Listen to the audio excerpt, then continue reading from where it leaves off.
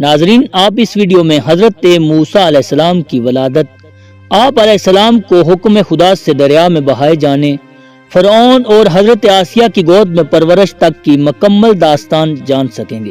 حضرت موسیٰ علیہ السلام کی ولادت سے قبل ہی فرعون کو اس بات کی خبر دی گئی تھی کہ اس قوم میں ایک بچہ پیدا ہوگا جو تمہاری حکومت کو الٹ دے گا۔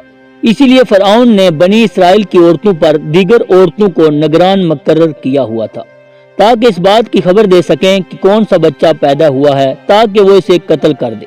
فرعون نے بنی اسرائیل کے مردوں کو ان کی عورتوں سے علیحدہ کر دیا اور جیل میں ڈال دیا تھا۔ جب حضرت موسیٰ علیہ السلام کی ولادت ہوئی تو آپ کی والدہ اس وجہ سے غمگین ہوئیں کہ فرعون کے آدمی ابھی آ کر ان کو قتل کر دیں گے۔ جو عورت حضرت موسیٰ علیہ السلام کی ولادت کے اوپر نگران مقرر کی گئی تھی، پروردگار عالم نے اس عورت کے دل میں رحم ڈال دیا۔ وہ کہنے لگی کہ بی بی آپ غمگین کیوں ہو؟ فرمایا میرے بچے کو ابھی بادشاہ کے آدمی قتل کر ڈالیں گے۔ اس نے کہا کہ گھبرائیں نہیں، مجھے اس بچے سے محبت ہے، میں ان کو کچھ نہیں بتاؤں گی۔ جو بیچارہ حضرت موسیٰ علیہ السلام کو دیکھتا تھا وہ آپ کے اوپر دل و جان سے قربان ہو جایا کرتا۔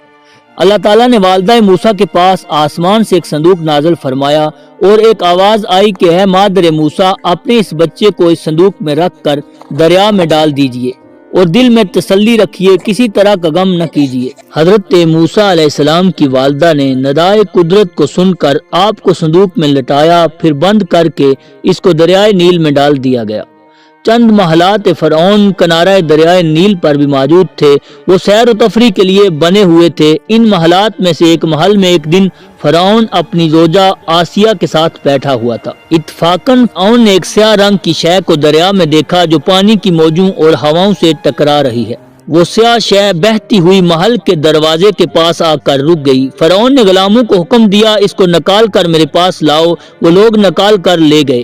اس کو فرعون نے کھولا، اس میں ایک خوبصورت بچہ تھا۔ فرعون نے فوراً کہا یہ تو بنی اسرائیل کا بچہ ہے، مگر خدا کریم نے قلب فرعون میں شدید محبت موسیٰ کو پیدا کر دیا۔ زوجہ فرعون آسیہ بھی بچے پر فریفتہ ہو گئی۔ فرعون نے بچے کو قتل کرنے کا ارادہ کیا تو حضرت آسیہ نے کہا اس بچے کو قتل نہ کرو، شاید اس بچے سے ہم کو نفع حاصل ہو یا ہم اس کو اپنا بیٹا بنا لیں، جس طرح سورہ قصص میں بھی بیان کیا گیا ہے۔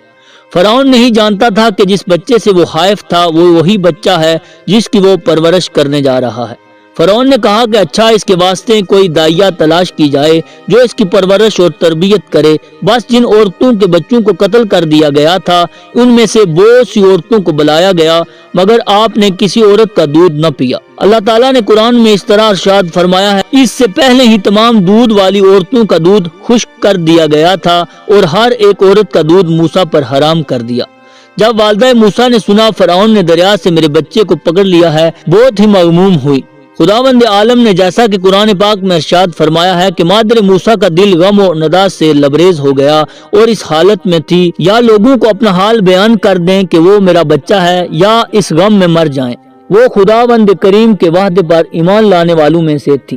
وہ بی بی خدا کریم کی رحمت اور مدد سے اپنے غم پر صبر سے قابو پا گئیں۔ موسیٰ کی ہمشیرہ سے کہا تم جاؤ اور پتہ کرو وہاں تمہارے بھائی کا کیا حال ہے۔ ہمشیرہ موسیٰ والدہ کا حکم پا کر چلتی چلتی فرعون کے محل میں آئیں۔ دور سے آپ نے بھائی کو دیکھا لیکن محل کے لوگ نہ جان سکے یہ عورت کون ہے اور نہ یہ پتہ ان کو لگا کہ یہ موسیٰ کی بہن ہے۔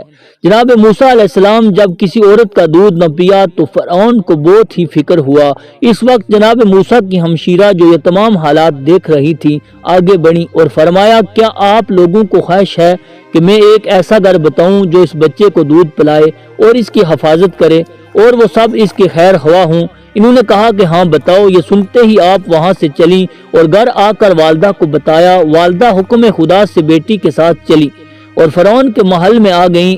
آپ نے گود میں لے کر جب چھاتی منہ سے لگائی تو حضرت موسیٰ نے بڑے شوق سے دودھ پینا شروع کر دیا۔ فرعون اور آسیہ بہت خوش ہوئے۔ انہوں نے والدہ موسیٰ کو بڑی عزت کے ساتھ بٹھایا اور کہا بی بی تم ہمارے بچے کی پرورش کرو، ہم تم کو بہت ہی خوش کریں گے، انعام و کرام سے نوازیں گے۔ خدا کریم نے جس طرح قرآن مجید فرقان حمید میں فرمایا ہے کہ ہم نے موسیٰ کا رخ ان کی والدہ کی طرف کر دیا تاکہ اس کی آنکھیں روشن رہیں اور وہ غمزدہ نہ رہیں اور وہ سمجھ لیں کہ اللہ تعالیٰ کا وعدہ حق ہے۔ کثیر لوگ وعدہ خداوندی پر ایمان نہیں رکھتے اور نہ جانتے ہیں۔